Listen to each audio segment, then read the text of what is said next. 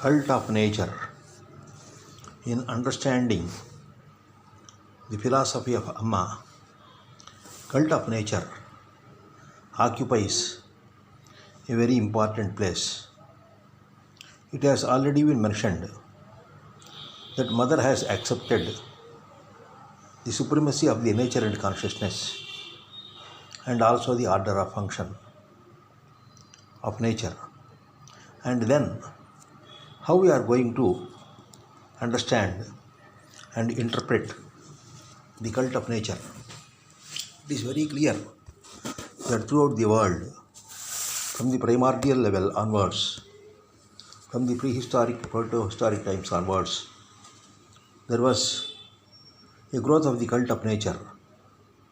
It had three important dimensions.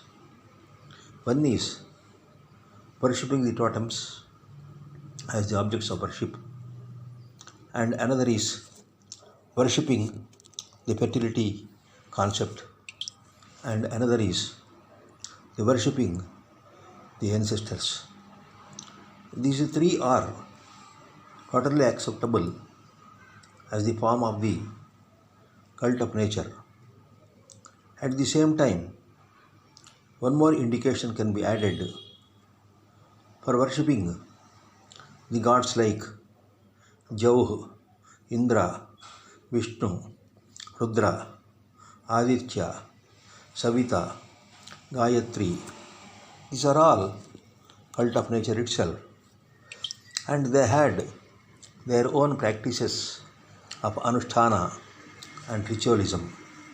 In such a situation, how we are going to understand in 20th century through Anasuya Devi, the mother of all, the practice of the cult of nature? What is the reason behind that? For mother, the macroscopic nature and the microscopic nature are one and the same. They are appearing to be distinctive functionally and in volume, force, speed, and time. But they are all basically one, fundamental, and they are primordial. And it is the primordial identity which is unmanifest is the reason for the cult of nature in the state of manifestation. When we come to manifestation, basically Mother accepts the idea of biodiversity. This biodiversity is ecologically understood to be distinctive when compared with this philosophical identification. This biodiversity indicates the manifestation of the mass, the evolutes of the mass, and the modifications of the mass, being very much incorporated with the energy and consciousness based on vacuum. This biodiversity is accepted by the mother Vishwajanani Anasuya Devi as the divine incarnate. It is a celestial element functioning subtly in the terrestrial element, and mother understands the entire universe, the entire cult to be interrelationship between the visible, audible, and sensible.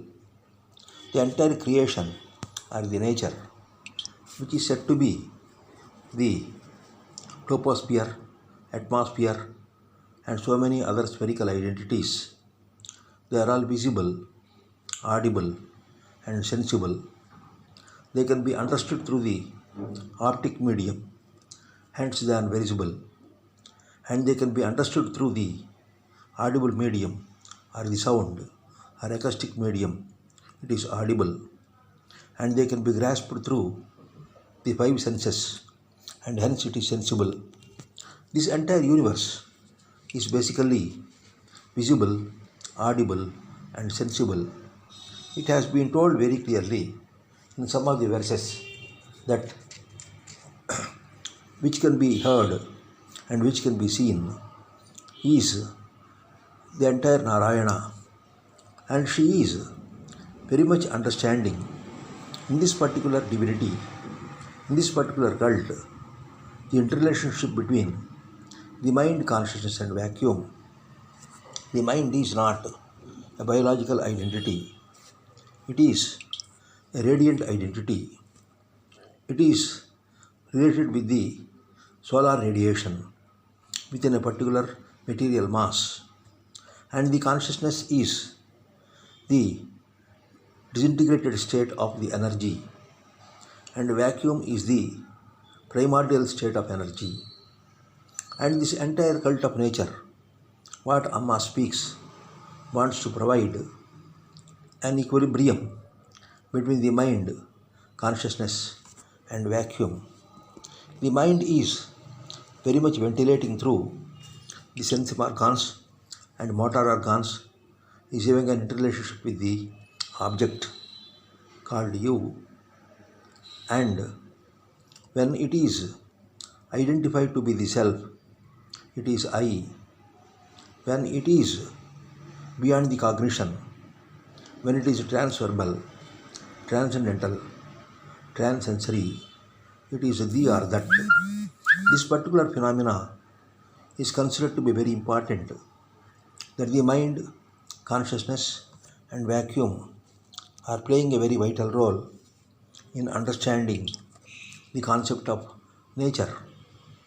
And Mother, the Vishwajanani, Anasuya Devi, she accepts the decisive and incisive attitude of nature. The nature itself decides. It has a programming. It is incisive. It will be providing point-wise in all the aspects of the visible and audible. And that is why the decisive and incisive aspects of the cult of nature must be totally taken as the cue to understand the very spirit of nature and something beyond also. When it is decisive and incisive, the mother will be considering thought process, including different emotions, which are totally byproducts of nature. Amma gives more importance to the thought, and she never accepts the stillness of mind, but she understands the stillness of mind. She never wants to be without a thought. Anything which is catalyzing the functioning of the consciousness through the appended sense organs and motor organs may be repulsive or attractive. It is a catalyst. That catalyst is nothing but a modification of the energy. It is like a wave. Mother accepts the functioning of the thought cycles of the beta, alpha, delta, and theta concepts. In all these stages, the mother tries to accept the functioning of the thoughts, and she identifies more clearly that any mobile thing can always be moving. So she accepts the mobility or the dynamism of the force of the thought, and she is more particular about understanding the pervading order of function. This order of function is basically told to be in three varieties. One is called as cognition, another is discrimination, and another is experience in all the living beings. This is very important because every individual is having a sense of cognition, a sense of discrimination, a sense of experience. The individual's experience is the index for understanding the interrelationship between the mind and the vacuum. And as Amma has told very clearly, that yoga is attuning the finite consciousness with the infinite consciousness at the grand vacuum. In such a situation, the pervading role of the order of function is very, very important. And she accepts the order of function to be the external dimension of the cult of nature. And Amma never goes for a ritual. She accepts everything as totally conscientious and conscious. And for her, everything is living, everything is eternal, and she never understands the entire world as illusion. She accepts the truthfulness of the creation, the truth in the creation, and the truth beyond the creation, and truth with the creation, and truth within the creation. It is the essence of the cult of nature, what Amma Jalila Modi, called Anasuya Devi, is promoting.